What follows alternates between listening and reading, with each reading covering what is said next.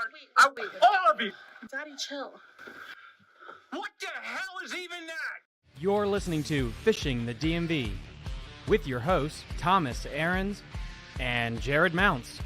Fishing the DMV is brought to you by Jake's Bait and Tackle, located in Winchester, Virginia. If that doesn't get you jacked up, I don't know what will. People keep asking me, like, Tom, why the hell do you have that intro for your live stream? Because that old man gets me every time. The way he looked at that creature and was just perplexed of what the hell is that? I laugh my ass off every time, and it's a little something I do for me.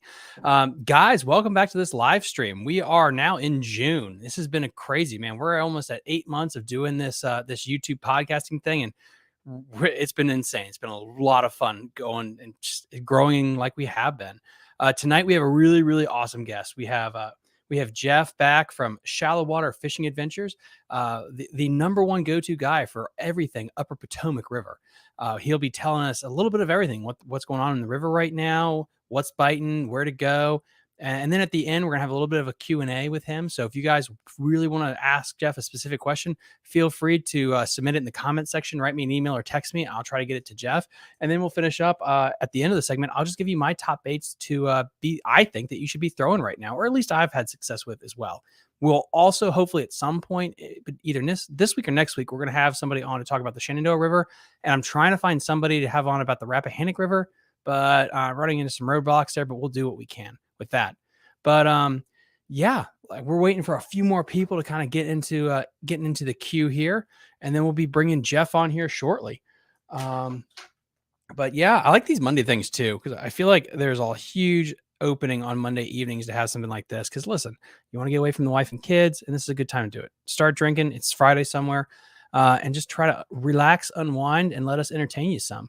So without further ado, let's bring him onto the show. The man, myth, the legend. Jeff, how are you doing tonight? Hey, what's going on? I'm doing good, sir. Thank you so much again for coming back on with us. No problem. So, yeah, how's everything been going? How's the guiding been? It's been good. I've been doing a lot of guiding on the Upper Potomac River, a little bit on the Susquehanna, but mostly on the Potomac. Okay. The river's been fishing real well. I've been fishing real far north though. On the river, okay. Up north of Harper's Ferry, up above Dam 4, around Dam 4, and places like that. The water's starting to get real low. So if you're in a boat, use caution because the rocks are there and they'll get you if you're not paying attention. Let's see here. The water at Edwards Ferry is right around 4.5 feet at that gauge. At the Point of Rocks gauge is at roughly 2.5. Wow. And then Shepherdstown, West Virginia gauge is right around 3.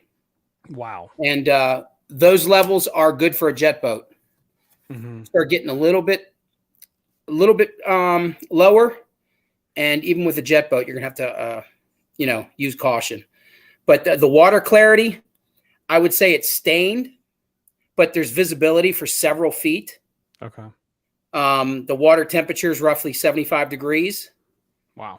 And I'm catching fish in the middle of the river on underwater ledges and ledges that you can actually see above water. Okay. So yeah, they're all on those rocks in the middle of the river. Where are they right now in their cycle? Are they pre-spawn? Are they post-spawn? Are they spawning? I would right say they're now? moving to post-spawn. Moving to post-spawn? Okay. Yeah. Because looking at your, we actually talked the other day, guys, just to make sure everything runs good. We give you the best broadcast possible. And just looking at some of these photos, dude, you are catching some sloths right now. My goodness. That one right there was 22.25 inches long. Good Lord. That fish was caught on a plastic Cinco. Huh. That's a big one for the Potomac River, and it's really dark. Do they usually get like that when it's spawning? No, they get like that when they're real big. They look like that. That fish, if that fish hadn't been spawned out, that fish would have weighed well over 6 pounds. Wow. Dude, that thing is an absolute freaking tank. And also, we got to talk about this before we go anywhere else. Let me see if I can find it for you. All right. he was telling me this story. The floor is yours. Let's talk about this because this thing was absolutely insane. That is a tank.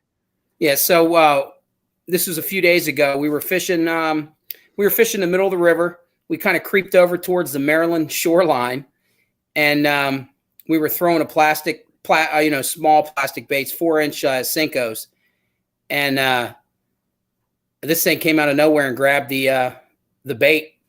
We fought it for probably 5-6 minutes. We caught it on 8-pound fluorocarbon, Sunline fluorocarbon. Here, I'll show you real quick. That's just freaking stupid. I'm not like sponsored by any of these people that you guys might be thinking I am. This is just stuff I like. So this is the stuff I use, fluorocarbon wise. Okay. Can you see that? Okay. Yeah. Let me flip the screens real quick. Boom. Yeah. Perfect. That looks really okay. Yeah. Oh, Sunline. Okay. So you go with FC Sniper Invisible. Okay. Yeah. That stuff never let me down. That stuff's awesome. Absolutely awesome stuff. And I usually use 8-pound. Sometimes if they're out of it, I get it from Tackle Warehouse. Sometimes if they're out of it, I use 7, but there's a big difference between the 7 and the 8. Yeah, that's just what you have to do. Yeah. Especially. And then I'll go as high as 10, but most of the time I stick with 8. This fish was landed on an 8-pound line with a 16th ounce. Can you see that? Okay. Yeah. A 16th ounce, what they call slider head. Goodness gracious. I mean, we were bass fishing, and how we landed that thing, I don't know.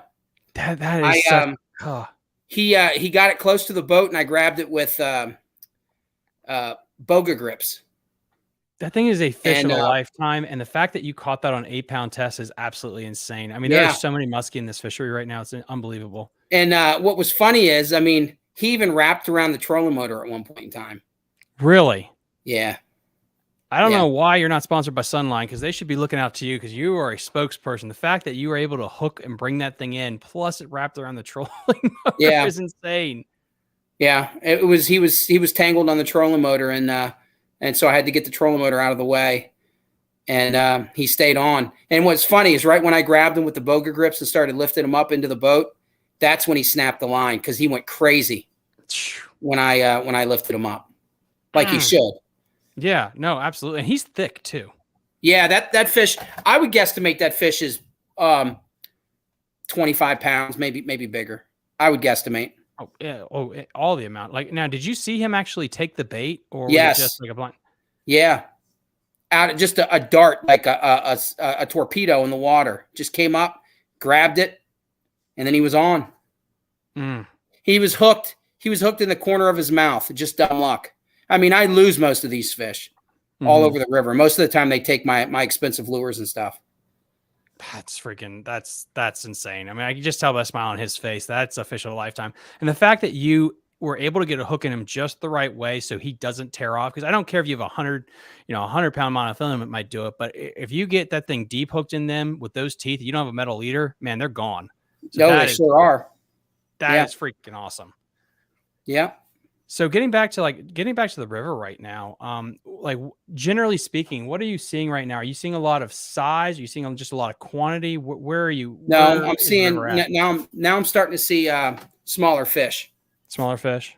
Yeah, because the water's getting warmer.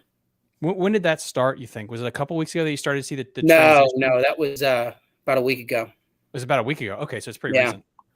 Mm-hmm. What do you think happens on this river? Do you think something changes with the big fish, their behavior? Yeah, I mean, the fish are going to go into a post spawn and they kind of get into like a funk. They kind of just a week or so, just, you're like, where are these fish? And then all of a sudden you start catching them again. There's a small window that opens up before the water gets, before it gets warm.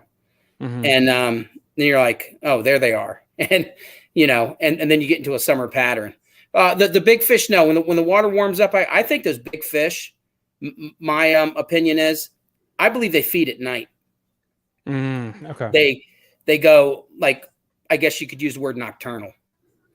I agree with that with smallmouth too. Like they probably do switch their feeding behavior up on some of these places. So now going from, I mean, let's just start at White's Ferry, and we'll just go all the way up to where you're fishing right now. White's Ferry wise, you got the main stem of the Upper Potomac before it feeds into the waterfall. Like, what is the fishing like right here now? Do you fish there a lot at this point in the year, or is that someplace Usually you I never do. fish it? Okay, I found more fish though further north right further now. north. And I think that has to do with the spawn. And I think we had the perfect storm to where it moved them. They traveled pretty far.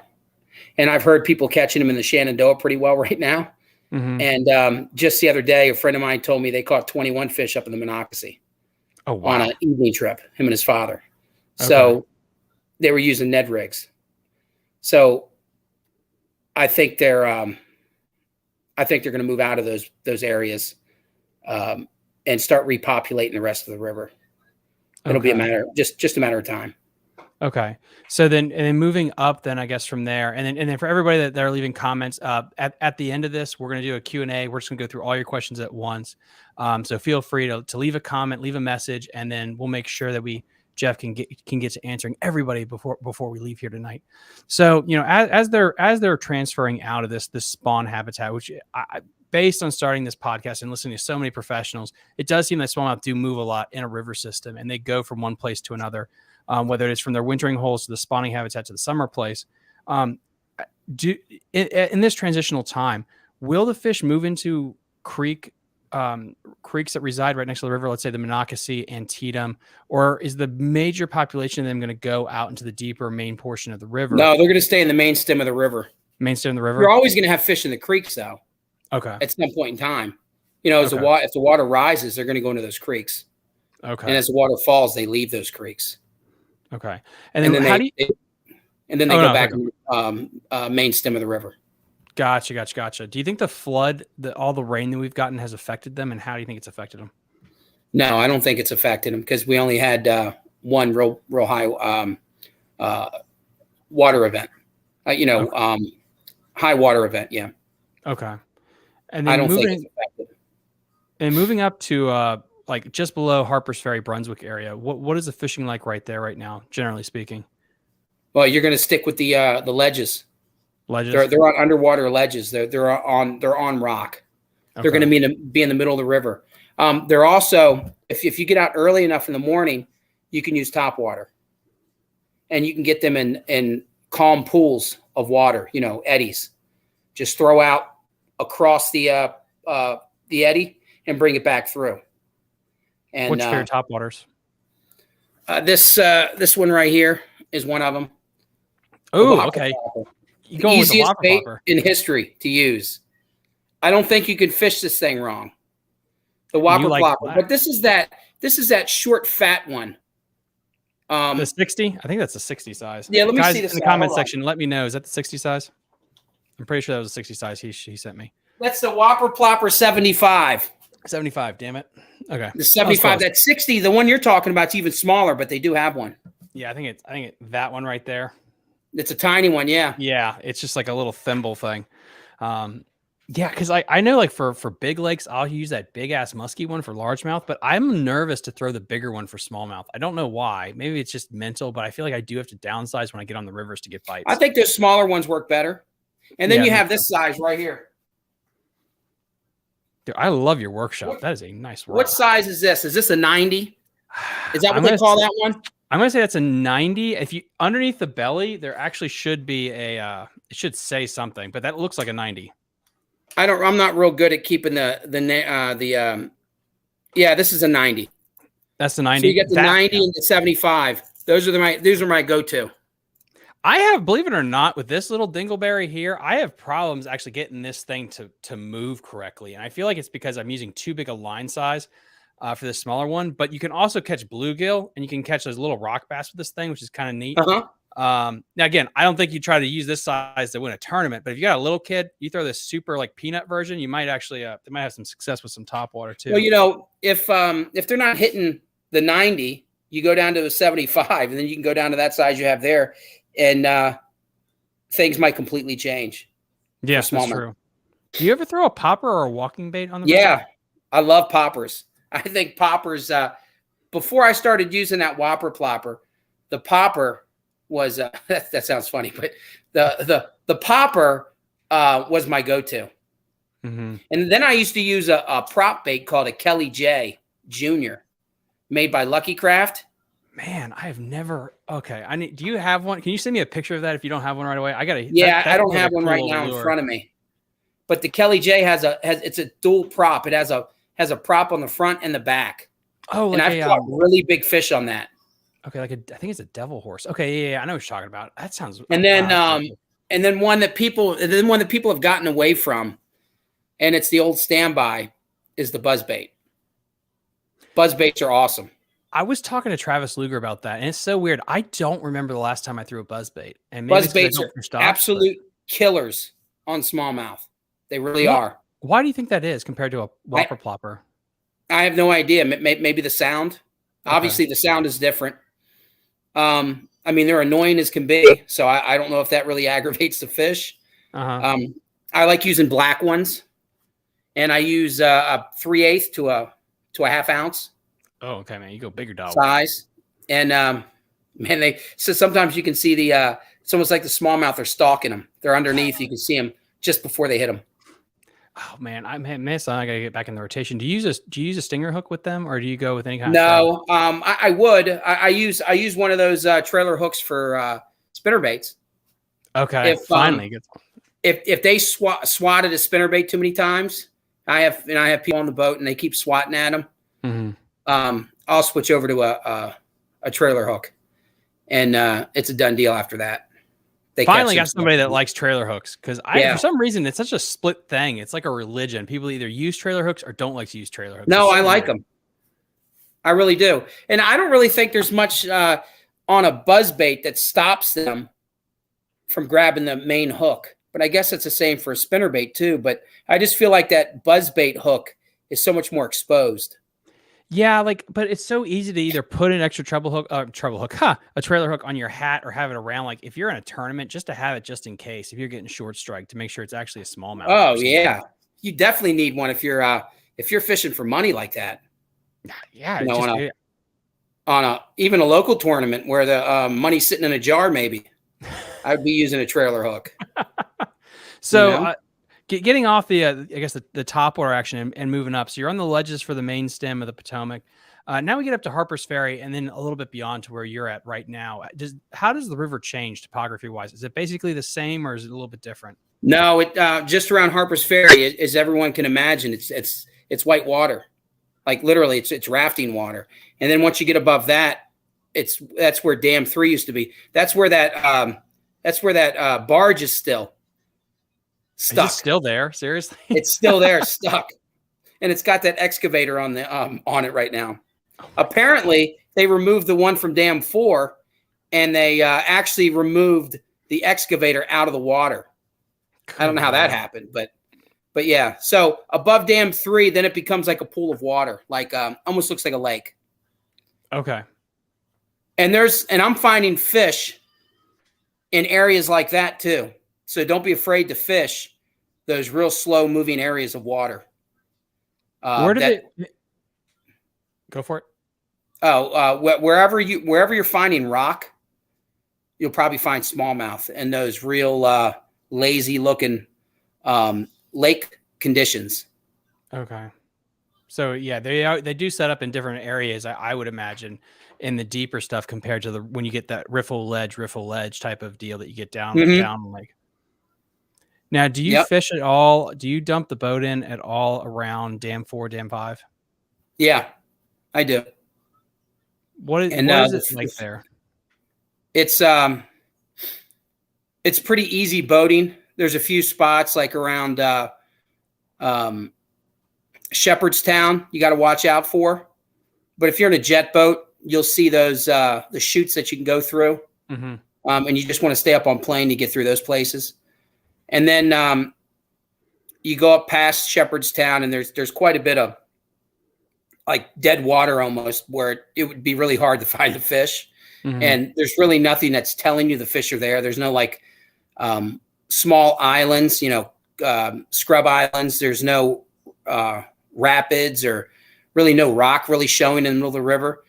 The further up you go towards Dam 4, the faster the water gets though. Okay. Yeah. What is a tail race like? Have you actually fished a tail race at all? Not this year. No. What are you looking for right now? Is there something in particular that you're looking for? Not just in that area, but generally in the river right now. You said you're looking for those shelves.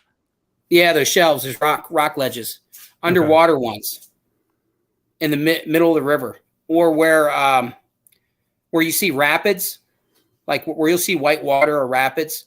If you back off of them 50 to 100 yards, and start looking for ledges, ledges or rock shelves, and you'll find fish. And right now they're scattered, though. They're scattered all over the river. Is that because they're just coming out of the spawn funk where they're dispersed? Yep. How long do you generally give a spot before you bounce? If you're looking for the quality, the bigger fish, are you milking an area? Are you running and gunning a couple casts and No, go? I a lot of times, because I'm on a clock, I'm running and gunning most of the time. So if we pull up to a spot, it depends on how big the area is I want to fish. But usually there's a concentrated area I want to fish. So if there's two people in the boat, and if I'm fishing and there's two people in the boat, I don't know, maybe we throw 6 times each, cast out 6 times each, and if we don't catch anything, we'll probably move. Okay. I mean, if the smallmouth are there, they're there. They're there. I feel like, and sure, if you sat there for an hour, could you catch something? Yeah, but you're killing time, because you could go to the next hole and catch 5 fish. Yeah, that's the thing about rivers. It's so weird to me, like how much time do you actually give it? And I really do think for the people that are listening, it is dependent on the time of year. I mean, it's one thing if it's the middle of winter and you want to grind through a spot to make sure they're there, but I do kind of agree with you, Jeff, that like you gotta cover water, and if they're gonna eat, they're gonna eat. And until you get clues, don't just settle into a spot. And you can go back to those spots too, especially if you're in a jet boat. You can go back to them, because I've fished areas where I haven't caught anything, and we've gone back a couple hours later and we've caught like 2 fish, 3 fish, in a spot. So that kind of almost tells you that they might move that much, they hop back and forth from spot to spot. No, I 100% agree with that. I think they move a lot, especially this time of year when you're going from pre-spawn to spawn to post-spawn, trying to get into the summer habitats. And then looking at your Facebook page, guys, and please, if you haven't already, please go like to his Facebook channel, like it, book a trip with this guy. He's a fantastic guide. But also just to take a look at some of the fish that he's catching. Besides, it's world-class muskie or some big ass donkey smallmouth. I mean, he's doing really well right now. What besides topwater are you using in general this time of year? What changes between now and, let's say, April? Well, the water warms up, and I feel like once it gets above 70 degrees, they really change their I think they start looking up a lot. Okay. They'll eat at the surface. It's funny because it's like it's in reverse in the so when they come out of the wintertime, I'm talking about the Potomac River, not any other river, the upper Potomac. It's almost like the upper Potomac fish have a really hard time transitioning from winter into spring into summer. But once they get into summer, they're great. But they have no problem transitioning from summer to fall to like late fall and winter. Mm-hmm. And you can throw topwater. I've caught them at 55 degrees in topwater in the fall, late fall. Wow. But so the other baits, you asked what other baits am I using besides topwater? Mm-hmm. I'm using these. I'm using Ned rigs. So for whoever doesn't know, if you've lived under a rock, these 2 3/4 inch plastics. You can use them with an exposed hook or these are the ones I make. You can use them with exposed hooks, or there's a new jig head out. It's a Midwest Finesse jig head. And I use those as well. And it makes them become like weedless. Oh, that's a good idea. So I use those, and I stick to a brown, a green pumpkin, or a black. Okay. Yeah, the darker colors work better for me too. What'd you say? I said the darker colors work better for me too, like you said, like And then the blacks and everything. I'm using these two. All these baits I'm showing you, I have molds for them. I make them. And then I'm using these little swim baits. They're 3-inch swim baits. Nice. I use those too. I use those on a ball head jig. Okay. You could put them on a slider head too if you wanted to, but I like using them on a ball head jig. And you can fish them on the bottom like a tube, or you can just swim them through the water. And then I also use the last one I like using a lot is the stick bait right here. Some people call it a Cinco, but the 3-inch. A 3-inch or a 4. For the Cinco and the swim bait, what is the tackle setup that you're fishing that on? I'm using a medium light rod. It's roughly 7 feet long. Okay. Fast action on them. And then I'm using a 1000 series reel. That's what we caught that muskie on, is a 1000 series reel from Shimano. So you know it's good. Yeah, anyone that doesn't think those 1000 series reels can catch big fish or think they're too small, they're not. They just caught that muskie, and I've caught other muskie throughout the years like that. Dude. And caught carp like that in the summertime. Caught carp that are, I don't know, 20 pounds. Because they pick these plastic baits up by accident, and then they just take off like a freight train. That's so cool. You have to chase them with your boat usually, but a carp, because they just keep peeling line. Dude, that is an underrated sports fish, because if you hook into a big carp, man, goodness, they'll take you for a run. Oh yeah, but so I use that 1000 series reel. I won't go any higher than a 2500. Okay. Fishing out there. I have 2000 series reels right now that I'm throwing spinner baits and stuff on. Gotcha. And I use medium rods. And then 8-pound test for everything? No. I use braided line. I like the Gamma. If anyone wants to know the brand, I'm not sponsored by any of these people. I make my own stuff. And the stuff that I use, I just like it. Gamma fishing line. I don't know if a lot of people know about them. They're in Pennsylvania. You can find them on Tackle Warehouse. Here, I got a box of it. People have probably seen this stuff before and be like, what is that? And just pass by it. But this is really good fishing line. They make really good. If I can't buy that Sunline brand of fluorocarbon, I buy their fluorocarbon. Okay. But this is the braid. And I'm using the braid is usually 20 to 30-pound braid. And the reason why I go so high is it doesn't tangle up on people. Smart. That's really smart. It doesn't tangle, but it would be nice to use 15, but it does. It likes to knot up. And then the fluorocarbon I use, like I showed you earlier, is 8 pounds, anywhere between 6 to 10-pound line. But I like 8-pound. So with that said, I think why do you pick the smaller Cinco or the smaller stick bait compared to the stereotypical 5 to 6 inch? Because that's what they like. They don't like those big baits. Sure, you could probably catch them, and you probably catch them on a good day where they're grabbing all kinds of stuff, but they like those small baits. Smallmouth likes small baits. Okay. Anything 4 inches or below. But it makes sense. But for tubes, I don't go any higher. I don't go any bigger than 2 3/4 inch. Okay. And then a Ned rig isn't a Ned rig unless, at least in my mind, unless it's 2 3/4 inches. Can't get much smaller than that. No, and it's so crazy because you can eat, whether you're fishing here, the Susky, or the St. Lawrence River, Lake Champlain, pretty much all those baits will play. Like, it's not that much different. Yeah. Well, some of those places probably they get away with bigger baits. You can get away with throwing a 4-inch bait on the Susquehanna and probably catch fish. But I think these 3-inch baits and 2 3/4 inch baits, they're going to catch all the fish. They're going to catch small fish and big fish. For some reason, people have this idea that small baits don't catch big fish. They catch big fish. They catch giant smallmouth.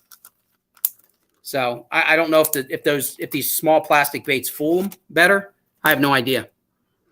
I think it's what they're used to eating, whether it's like mad toms, minnows, crayfish. Yeah. I mean, heck, I mean, not to pivot a little bit, but fishing the Susky, what is that like right now for the amount of times you've been up there? I know you've been primarily the Potomac. Is that It's been fishing good. pretty The well last right time now? I was up there, it fished well.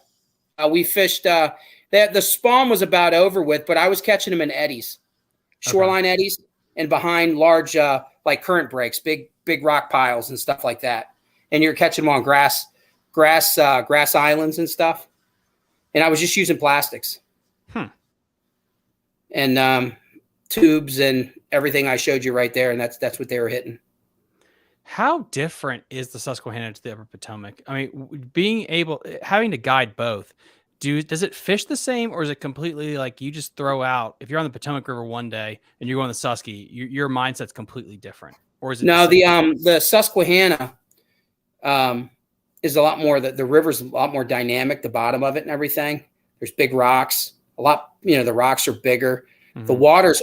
I believe the water's moving probably 2 times faster than the Potomac at any given time. Okay. I mean, the water's just cooking down the river. And, those fish seem to be, man, they seem to be so aggressive. I wouldn't use the word easy to catch them, because no, you can get up there and they can hand you your butt to you, but, they seem to be a lot more, accepting to a lot more different plastics. I've heard of people using 6-inch trick worms up there and catching them. Oh my God. So, I feel like it's just the forage species too. I learning more and more about bass biology. I think it depends on what they're eating. That's why you can see down at like in Texas where they're eating like 12-inch gizzard shad. They'll hit some crazy large things. Yeah. And I feel like they just get so hyper focused on what they should be eating. But you can take whatever you're fishing on the Upper Potomac, you can take that to the Susquehanna and you could be successful. What spinnerbaits? You mentioned spinnerbaits. Is that generally a springtime thing, or are you going to be throwing that in the summertime as we? No, I'll throw it. I'll throw it anytime. The times I like to throw it though is when the water's high, when the water's came up, or when the waters come up quite a bit, and the water's borderline dirty. I've caught the smallmouth in the summertime with spinnerbaits and just straight brown water too. Wow. And I'm using willow leaf blades if the water's not that dirty. And I like using Colorado blades. What do they call them? Turtleback too? Yeah. I just Indian consider blades, something like that. I use them. I call them just Colorado blades. And I use those because I think they thump a lot better in dirty water. And I'm using a 3/8 to a 1/2 ounce spinnerbait. That's a power move for people that want to fish the river. Is you got to go heavier with that blade with the current and stuff. You can't go, generally speaking, with the super light spinner baits and still have the same success. No, yeah, you want to use 3/8 to a 1/2 ounce. And if you're having trouble getting that, even if the water's dirty, or if you're having trouble getting that spinnerbait through the swift water, like if you're on the Susquehanna or somewhere on the Potomac, switch over to those willow leaf bladed spinners. Okay. And make sure you have a real heavy one so that you can stay in the water column. If you're not getting washed out. I growing up, I usually just fish the swim baits, but I have been turned on this past year or two into throwing the spinnerbait more. I overlooked how good a spinnerbait is for smallmouth. The spinnerbait absolutely hammers them on the Susquehanna. Really? Yeah. Whenever the conditions are right for them, I mean, they're just nailing them left and right. So, but I like using them. I don't like using them when you have normal water levels and stuff. Now, I have tried using them early in the morning, and I've been successful. But the minute the sun comes up, if the water's clear, I just stay away from them because I don't feel like they produce very many fish at all. That's a really good point that you just made there. Like as we get into mid-June and the closer to the dog days of summer, how much does the sunlight affect them? And what I mean by that is, if the sun gets up, are you going to stop with your moving baits and go straight to bottom bumping, or can you still have a moving bait bite? Okay. I'll go to plastics. You go to plastics. You know, Okay. when we can't forget crankbaits and chatterbaits. Chatterbaits were awesome this spring on both rivers. Really? But we had higher than normal water too. You know, the water level was up because it's springtime. Okay. And it seemed to me that they keyed in on the chatterbait more than they did the spinnerbait. That's so weird. I feel like it's so hard to pick between a spinnerbait and a chatterbait. And I guess I'm a believer now after seeing what I've seen this year. Obviously, the chatterbait makes a different noise in the water, a lot different. And they key in on that more than they would the spinnerbait. Because that chatterbait was out fishing the spinnerbait. Really? Yeah. Huh. So, guys, that's good to keep in mind that when you go out there, if whether it's a kayak or your jet boat or just waiting, have both in the box. Have a chatterbait and a spinnerbait ready to go because you never know which one they're going to key in on. And the brand spinnerbait I've been using are those Z-Man Elites. There's a bunch of different models, and but I use a Z-Man Elite. It's not terribly too expensive, but it's not the cheapest. It's not the jackhammer. It's not $15 to $20. Dude, like I get it. It works, but goodness gracious, especially if you're a guide, like that's a lot of money to go through. For Yeah, well, the chatterbaits, they snag up a lot easier than a spinnerbait. Yes, I mean, yes, I've seen spinnerbaits get into some stuff, and I'm like, man, that's not coming out. No, and it comes right out. So no, you got to have both on your boat, and it's just to be able to mix and match. And then plus, like you said, they can be very snaggy unless you get one with a weed guard, which I know some people have different vibes on that. You guys are actually absolutely killing it with the comment section. So what we're going to do is we're going to just start doing some of the questions now before this gets out of hand, because you guys are just pumping some questions. So we'll go with this one first from JL Scott Fishing and Eat. Do you think the flood stage events moved a lot of fish? A lot more bites below Old Dam 2. So I guess he's saying due to the flood stage, he's getting a lot more bites below Dam 2. Is there a correlation? Is he still on there? Did he just leave that message? He just left that message, but he could be coming on again. Yeah, is he talking about near Violet's Lock and yes, he is. And Pennyfield? Yes. Yeah, they probably did move down there. Okay. And they've moved. There's certain parts of the river where it really fished well last year, where it's like the Dead Sea, and that's just because of the movement. That's not because the water's polluted. It's not because of some, something unnatural happening. They just move. Okay. Yeah, and then he also just came back with.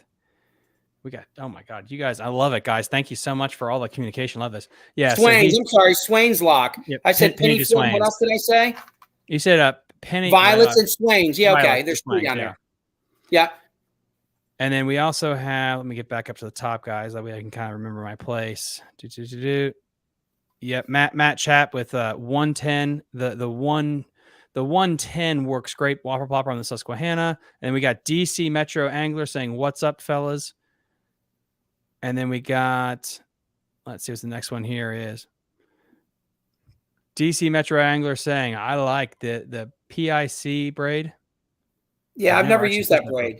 No, neither have I. And we got, let's see, JL Scott Fishing Eat says 1/4 ounce hair jig. I've heard of people kicking ass on a hair jig, and it's weird. Yeah. My brother's had success with a hair jig. I've never had success with it, and I don't know if I'm just not confident yet in it to throw it. Yeah, I'm not. I have them. I use them, but that's probably a bait that I'm not super confident with. Is it just a timing deal?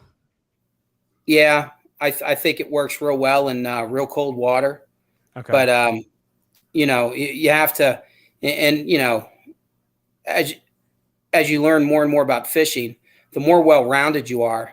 Mm-hmm. It seems like the better your days out on the water can be. Yeah, and then JL, I really think also with my limited knowledge and just me just kind of being a student of the sport, it's also something where you have to have gin clear water because that doesn't have a lot of movement to it. It's really about them seeing it. So I think you got to make bomb casts and slow reel it. Let them see this real quick. This is that. Yeah, go for that's a chatterbait, elite chatterbait. So everyone can see it. Which is way cheaper than any sporting shop. Which is also good because I don't know if I'm right. Let me know in the comment section down below, guys. You probably know this too. Does Dick's Sporting Goods sell the jackhammer? I don't think it does. Does it? I don't know. I don't even look for them because I know they're so expensive. I just pick up the Chatterbait Elites. DC Metro Angler, what trailer? So I believe DC, you're talking about what trailer on the spinnerbaits, right? I believe the answer to that is we go with a stinger hook. The stinger hook. Oh, but the trailer. Is he talking about a trailer like a plastic bait? Yeah. Yeah. Let me pull one out. I'm looking for one here. And guys, again, just let me know in the comment section. You got a question for Jeff? We'll make sure we get that answer tonight. I like using those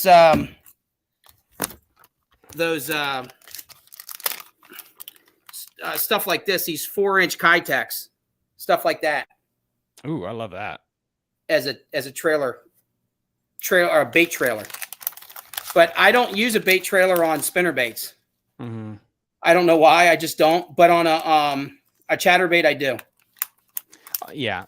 And now, do you do anything different with your chatterbait trailers? You just thread it on there? Do you have any kind of special tricks for it? No, I just thread it on there.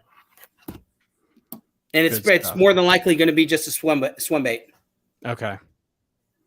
Good stuff. And let's see. Travis, good evening from Lake Moomont. Dude, you are my spirit animal. I wish I was out there at Lake Moomont with you. That place can be absolutely sick. Where is that place? It is down 81. I think it's the Jackson River that's dammed up, if my memory serves me right. But they had guys will let me know in the comment section if I'm wrong here. I think it was an over 23-pound bag that was weighed out of there. I think it was just smallmouth or a mix, but it was an absolute mammoth bag that they're pumping out there. And it's just the right place, right time. I think it's finally just showing out because it doesn't get a lot of pressure. I think it's only 2,000 acres, maybe 3,000. It's a small lake, but it's deep and clear. Let's see. JL Scott again. Do you like the stainless steel or copper blades on your chatterbait? I really haven't seen. I've never really paid attention to which ones seem to produce better than the other. I'm just going with the color and the size.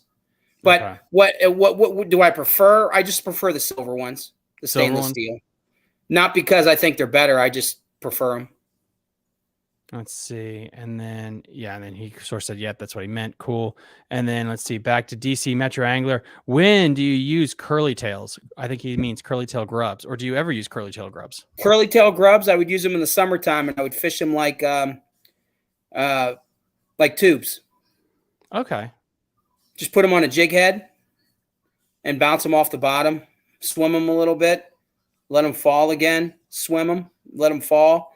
Or you could swim them real slow and just bump them off the bottom.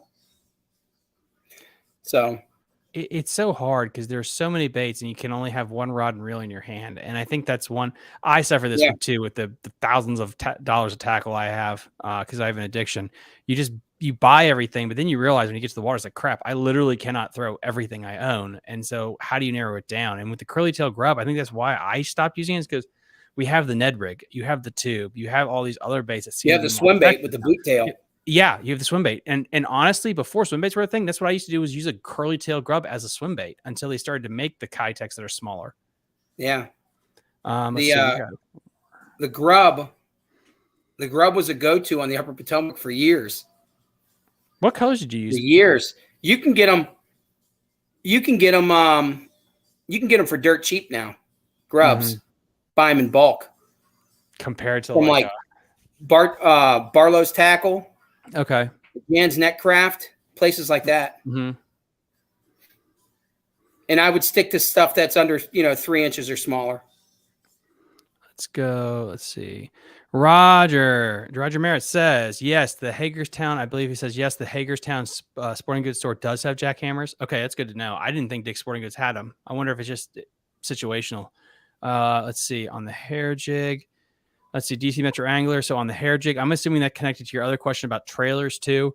Usually, I think with hair jigs, generally speaking, if you're swimming the hair jig, you don't have a trailer. I don't know about using the hair jig as a regular jig. If you use it, what type of trailer you use, I'm assuming you just pare it down because it's smaller. Let's see. You can also a lot of people don't. You can buy small swim jigs, not hair jigs, but swim jigs. Mhm. Like people use swim jigs for largemouth. You can use smaller ones and swim them in the water for smallmouth. Really? Hit those. Yeah. Wow. Yeah. Yeah. Yeah, absolutely. Like you can, I think shoot, what is it? Missile Baits actually makes a mini swim jig. Yeah.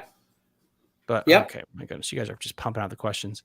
I don't even know how the hell to say your name, so we'll go Ozing, whatever. It says we need my wife here. She actually pronounces stuff on our other channel. So Ozing, have you guys fished Little Pool? What do you have any luck throwing there? So I have a great Little Pool video from last year. It's a Hidden Gems episode where I took the kayak out there. I actually caught a massive pickerel.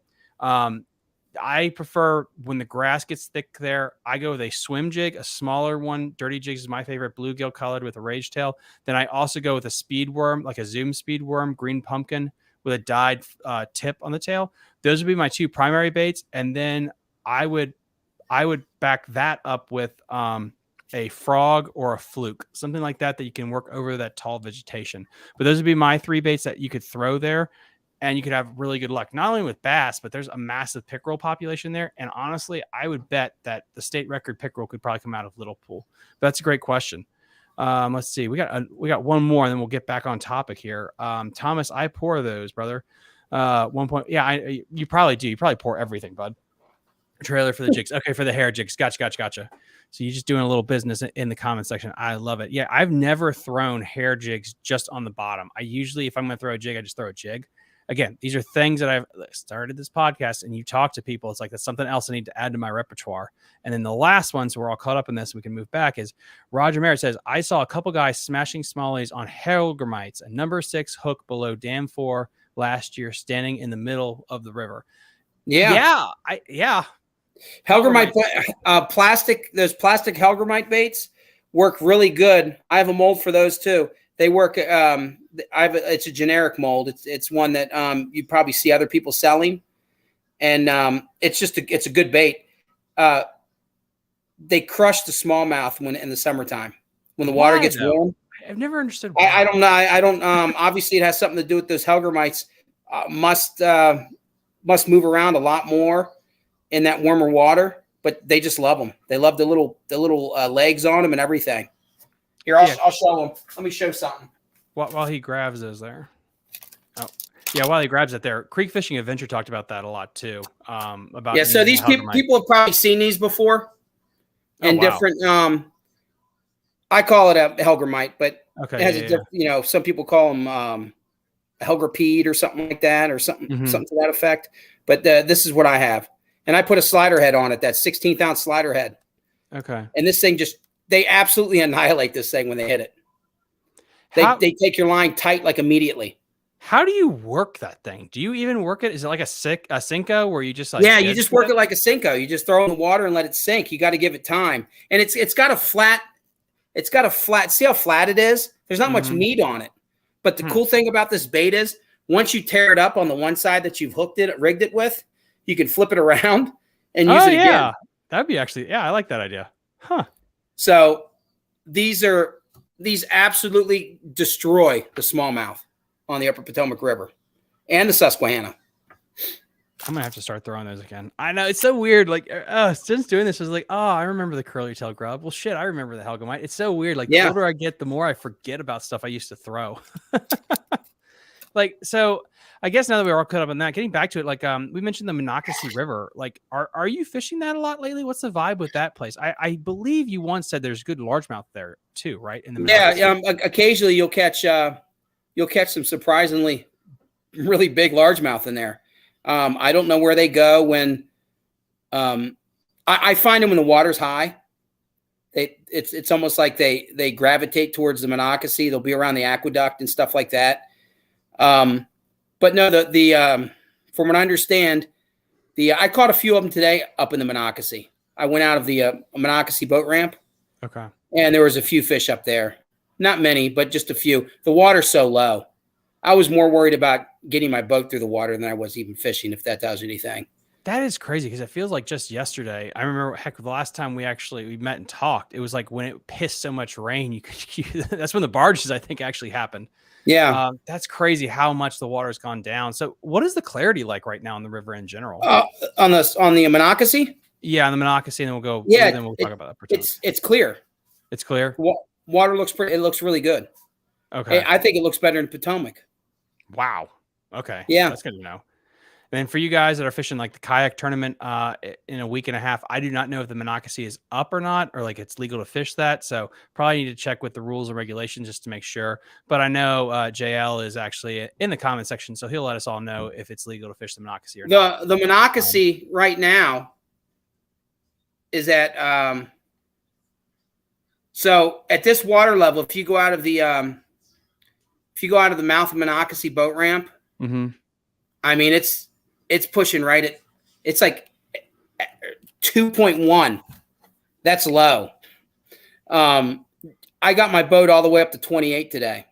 28? Wow. Yeah, Route 28. And I was zigging and zagging through the water to get up through there. There was one spot that I was sure I was gonna. It was a sandy bottom, so I didn't care. I just went over it, and I went right through it. But it was just inches of water. Oh my God, I want to get a jet boat so bad. Yeah, I want to win the lottery so I can have one of each. That's exactly what I need to do. That would be nice to be able to switch back and forth from one boat to the other. Oh man, I tell you, like I like having my bigger boat, but then I live like 5 minutes from Williamsport. Even less. I could probably walk there. And I'm like, oh my God, I love having a kayak, but I would love to have a jet boat just to be able to scoot up. I'd love to guide out of a pontoon boat. That would actually be pretty dope. That'd be a hell of a way to get on a plane, though. How's the fish out of crappie a pontoon boat in a lake? Yes. And cook for the people while I'm guiding. There you go. You can do a catch and cook. Yeah. Cook hamburgers and hot dogs for them. So let's see. JL also said the aqueduct is low. I went there the other day, I'm assuming. And then JL also said the trib should be in play, but always need to check. So guys, again, if you're fishing the NVKBA kayak tournament in 2 weeks, just check the rules regulations about any of the tributary creeks. And again, the cutoff is Harper's Ferry. You can't fish above Harper's Ferry, which means, dam 4 or 5, all that stuff is off limits for this time, but there's still a lot of river to fish if you're going to fish the upper Potomac. Segueing on, what is the water clarity like right now in the upper Potomac? Is it starting to get back to that summertime gin clear? No, it's stained. It's stained. Yeah. The further north you go, though, up above Harper's Ferry, it gets a lot. The water clarity is better. The water clarity is better. Okay. Yeah. Yeah, that's it has to be because of the Shenandoah. Honestly, that's probably what's starting to like dirty it up some. Something's influencing the color of the water. But it seems like once you get above Harper's Ferry, you don't contend with as much muddy water unless there's real heavy rains, because there's not really that many large tributaries anymore. Because you have the Monocacy, you have the Shenandoah below Harper's Ferry, and then you have some creeks like Kentucky Creek. I mean, that'll push out some serious mud. Really? Yeah. What about Goose Creek? Does that affect it? Goose Creek will push out some serious mud. Yeah, because of all that development there. I remember back in the day that Goose Creek used to be a good player, and I don't know what it's been like recently for smallmouth. But Goose Creek's a good place to fish, but again, you have to have the right conditions in there to this past fall, when I was running trips out of Edwards Ferry, we would go over there just at the mouth of Goose Creek, and there was this tree that had fallen down, and there's just a bunch of debris around it. And that place was good for, in the first hour, at least a dozen largemouth before we went anywhere else on the river. That is so cool. Yeah, with tubes and Ned rigs. How's the crappie largemouth? The largest we saw in there was about 3.5 pounds. That's a decent largemouth for the river. Yeah, that's pretty good. But that was there was only one that big. The rest of them were a little bit smaller, but they're fun to catch. Speaking of that, like how's the crappie fishing been this year? Have you been? I haven't gotten into any crappie yet because I've been bass fishing. Okay. Eventually I'll run into a couple schools. I believe there'll be some schools down below White's Ferry. White's Ferry. Where they always are every summer. Oh, really? Okay. Yeah. There's always a few schools down there on these brush piles. Gotcha. So guys, yeah, make sure since we'll be wrapping up here shortly. If you have any more questions for Jeff, please let him know in the comment section. It looks like we do have one from JL. Let's see. Wrong one. Let's see where it is. Roger Merritt, what site do you use for the river info? Roger, could you be more specific? What do you mean by that? Like Google? There's 2 sites. It's through the National Weather Service, NOAA. Okay. There's that one, and you would just have to Google it to get the link, and then there's a new one.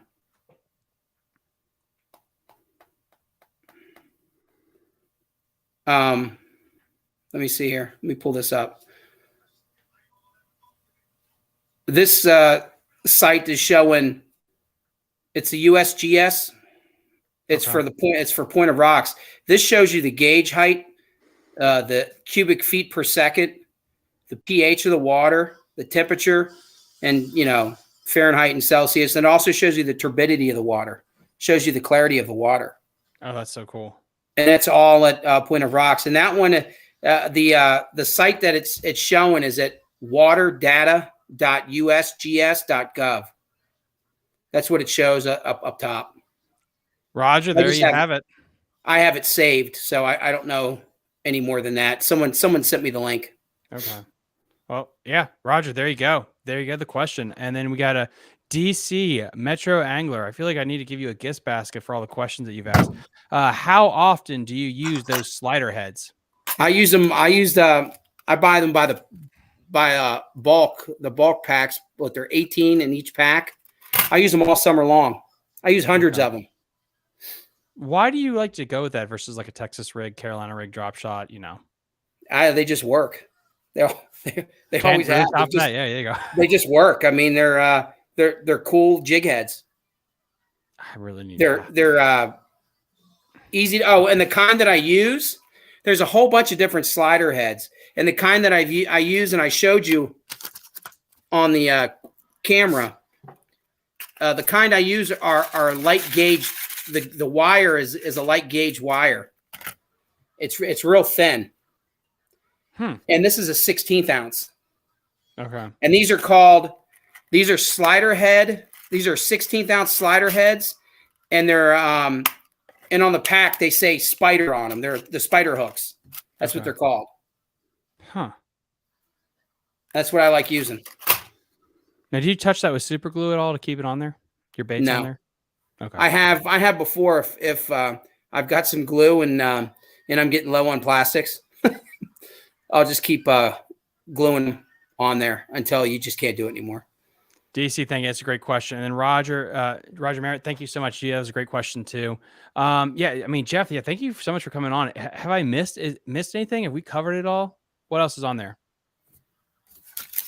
No, that's it. Other than I'll have a the size hooks that I'm using number 1 hooks, number 2 hooks, 1/0 and 2/0 hooks to catch these fish right now on the jig heads. And then the weight that I'm using is a 16th to 1/8 ounce. That's all I'm using right now. Okay. The plastics give it a little bit more weight. But in the future, this summer, I'll have my website up that everything on it. It's not my guide site. It's going to be a online store, and it's going to be swfaBaitTackle.com, but it's not up and running yet. It will be in a few weeks. And when that's up and running, guys, we're going to link it here at Fishing the DMV social media. That's going to have everything I use. It'll have the baits that I use, that I make. Okay. And then and the jig heads that I make, and it'll also have name brand stuff though. Good. Your the Rapala and stuff like that. Watch out, Bass Pro Shop. Huh? New game I said, watch out, Bass Pro Shop. We got a new game in town. Yeah. No, it's just I want to be able to offer the stuff that I use. Okay. And I'm going to try to stick with just strictly the stuff I use. Like the rods, it'll be just rods that I use. They're not going to be astronomical priced rods that are nice, but I just don't use them on my guide service because if they break, they're just too expensive to replace constantly. Mm-hmm. And that's the hardest thing with being a guide is you have to budget everything. You have to budget every piece of gear you buy. Yeah, I'll sell, these top water baits like this. I'll sell stuff like that. Awesome. But yeah, guys, give Jeff a round of applause. Jeff, thank you so much for coming on again. I really appreciate it. Again, when this episode, guys, gets re-uploaded tomorrow morning with the podcast version as well, link in the episode description to his Facebook page, his social media handles, and also his website. So you can book a guide with this awesome man. Get out in the boat with him. He's a big deal now. He's actually on television. I believe you said 2 world famous YouTubers also shot some videos with you. Yeah, I was out with Bass Brothers. That show will be coming out. That YouTube show will be coming out the middle to end of June. Awesome. Those guys are great, by the way. And I was out with Water Warrior, and he lives, I believe, in Germantown, and he fishes Black Hills Lake and a couple of the other reservoirs. And he was out with me last week, and he'll have a video out by the middle of the middle of this month. Actually, speaking of the devil, Water Warrior, go Jeff Cinco/Dinger resigns. So resigns. Oh yeah, there he is. There he is. There he is. So, what's up, Dave? Huge shout out to Dave for being in the comment section. Yeah, and then Bud, Dave, shoot me a message, either Facebook, Instagram, whatever. Let's link up definitely, and we can talk. And then let's see if I got. I'm making sure I don't want to make sure I miss anybody's question. Okay, I think we got all them all. Oh, the big one I have to ask you. So there is a big kayak tournament in 2 weeks. Do you think now people are allowed to fish the Shenandoah, the Rappahannock, and the Upper Potomac? Gun to your head, which rivers do you think are going to produce the most? Where on the Upper Potomac can you fish? Harper's Ferry all the way down to, I think, the falls or just before the falls. And then the Shenandoah, basically the main stem of the Doah, and then up the forks, and then a part of the Rappahannock River. Which I think the Shenandoah is going to fish real well. You think Shenandoah is going to fish well? Yeah. I was thinking it's probably going to be Shenandoah, Potomac, then Rappahannock, or something like that. Those three, yeah. I can't speak for the Rappahannock. Last time I fished in the Rappahannock, I was like 12. Yeah, I mean, the same thing. I've not fished the Rappahannock very much, but I remember it being awesome when I fished it, though. I think if you sent 3 people to 3 different rivers, I think number 1 would be Shenandoah, number 2 would be the Potomac, and I think the Rap would probably be 3rd place. I'm thinking right now. But that part of the Potomac where you can go out of the confluence of the Shenandoah, I mean, that's rough water. Mm-hmm. It is. But that's why they let you fish from like Harper's Ferry all the way down towards past White's, past all that main stuff. I mean, if we don't get much rain, you're just going to be fishing on ledges. Like your kayak's going to be sitting on rock. Yeah. I think honestly, if they open the tournament up and let you fish all the way to Dam 4 and 5 and the Conococheague and stuff, I would have definitely pushed that. I think the Potomac River would be like the undisputed champ. I think somebody would win it out of there. But I think because they took that's not part of it. I don't know. I know there's some good fish in the Potomac, and it doesn't get fished as much as the Shenandoah. That's the thing. I feel like the pressure on the Shenandoah is probably going to push the Potomac up to number 1. But I could be wrong. That's why that's why they fish these things. But anyway. All right. Well, sir, it looks like we're all caught up on all the questions right now. So I just want to say thank you, Jeff, for coming back on. I really appreciate it. And we'll see you next time. But thank you. All right, man. Take care. Talk to you later. Bye. There you have it. Jeff, Shallow Water Fishing Adventures. It was a real joy to actually have him on the show. That was freaking awesome. I'm hoping to actually get him on every month between now and forever, so we can actually have a nice fishing report on the Upper Potomac. And then we're also going to have the same thing with the Shenandoah River, the tidal, everywhere. I mean, again, this place is the DMV, like I have behind me. Oops, sorry. Like I have behind me right here. It's such a big area that if I try to do a fishing report on every single body of water right there, it could take up a month easily of doing content every single day. And I hope we get there, that we could do that and bring that kind of information to you. As for this kayak tournament, I'm really excited about it. I don't know. This is why you got to fish it to see where it's going to be won out of. I think the Shenandoah is going to get a lot of pressure. I think the Upper Potomac could definitely be a dark horse in that. Some housekeeping stuff. We have Chad Hoover. He's going to be on the show, the man, the myth, the legend. He's going to be on the show for another live stream this Thursday. Actually, I think it's 7 p.m. is when it's done. I should check my computer. Actually, Yeah, 7 p.m. this Thursday. We're gonna have that live stream as well. Then we also have Rocky, who won a Upper Potomac River tournament as well. He's going to be on next week on the show. And then we also have some really fun. I'm not going to tease him yet, but we had some really fun interviews that we pre-taped that are going to be dropping here shortly. One of them is with the Department of Virginia Fish and Game. I know they changed their name a lot, but I can't keep up with it. The other cool interview that I have coming up that we're in talks with is with Brian Roberts. Brian Roberts is one of the spokespeople for Fish and Paddle Saltwater Slam Kayak Fishing Tournament. It is one of the biggest kayak tournaments on the East Coast. It's held out of the Ocean City, Maryland, with a fantastic payout. And so hopefully I'll be getting him on the show before that big event just to kind of talk about it and spread the word about that as well. The last thing I guess we'll do is talk about my top 8s. I think we're going to work on the Shenandoah Upper Potomac this time of year, and then we'll kind of get out of here. I think we got a couple more questions that just came in live. I would love to get on one of these lives. Yeah, sure. DC Metro, just shoot me a message and we can kind of get you onto the program, the podcast.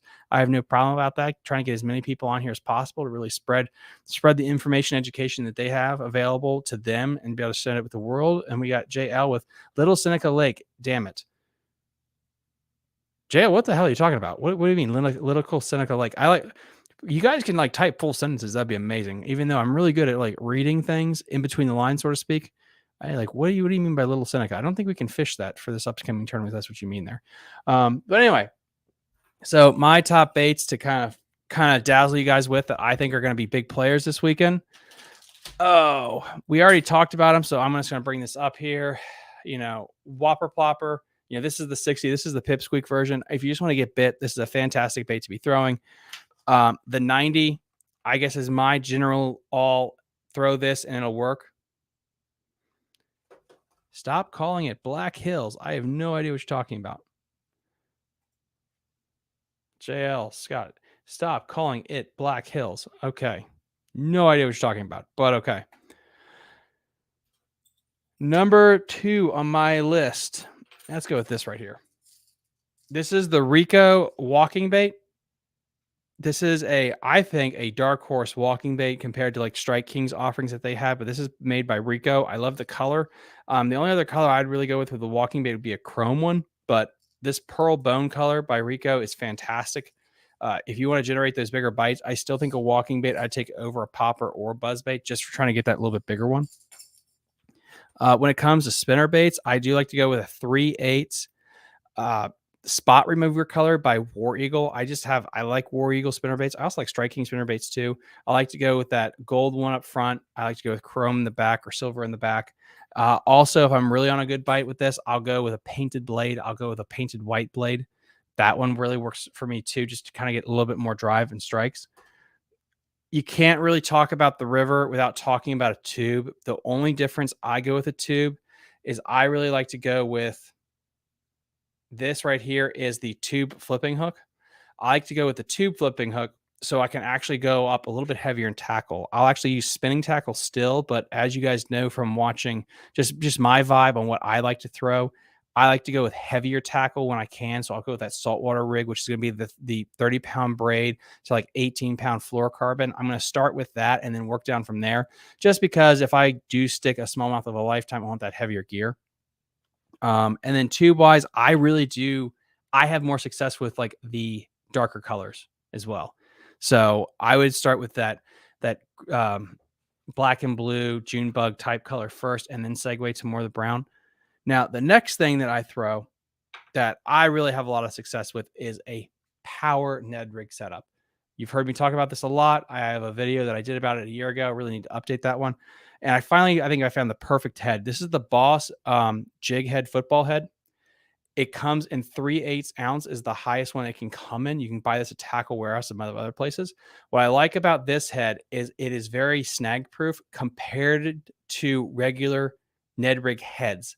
I think that's viably important where I can fish a heavier bait and get it down to the bottom quicker, and I can work it through the rocks more efficiently without it getting snagged up. I don't know about you guys, but I think we all struggle with getting the Ned rig snagged up. And so I really like to go with that football style jig head, a finesse football style jig head. It seems to work the best with it. You can fish on a little bit heavier tackle too, which is awesome. For this, I actually like to throw this on a bait caster setup in that 3/8 ounce size. I go with a medium heavy Phoenix rod, and I'll go with 16-pound fluorocarbon again, so I can work the seams just a little bit quicker. But that just seems to have, I've been successful with that. The last bait on here, and I don't have the main one I want to show you. Oh, so this one here is a big swim bait. So I go with a little bit smaller one than this right here, but this is a line through swim bait. The other way that you can do it when I throw big swim baits for smallmouth is I'll throw a Kitech. I'll throw a 5-inch Kitech or that bigger, beefier one. But what I like to do is I like to go with a line through. And so what I'll do is I'll take a hypodermic needle. I'm sorry, a dermic needle, a big needle, and I'll actually thread the line through and then put the treble hook on the bottom. And by doing that, I can slow work that swim bait and still get those smallmouth that swipe at me. The thing I do differently, though, because smallmouth do have a tendency to still swallow the bait, is I get rid of all the barbs on the treble hook. That way, I mean, I still have a decent hookup ratio with that, but I don't risk killing the fish, because there are some times where you get one that'll just freaking swallow it. But with the treble hook with the barbs pinched down and removed, they don't have the tendency to die. I can still remove that hook pretty easily. And again, I would play with the colors. I like the hotter swim bait colors too. I like to have those around in the arsenal as well, just to kind of mix and match, try to get them to draw out for it. But those are the baits that I generally like to use on the river this time of year.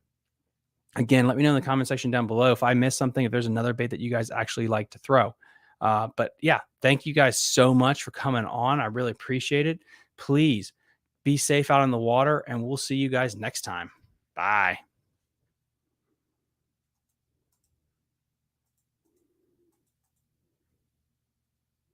You're listening to Fishing the DMV with your hosts, Thomas Ahrens and Jared Mounts.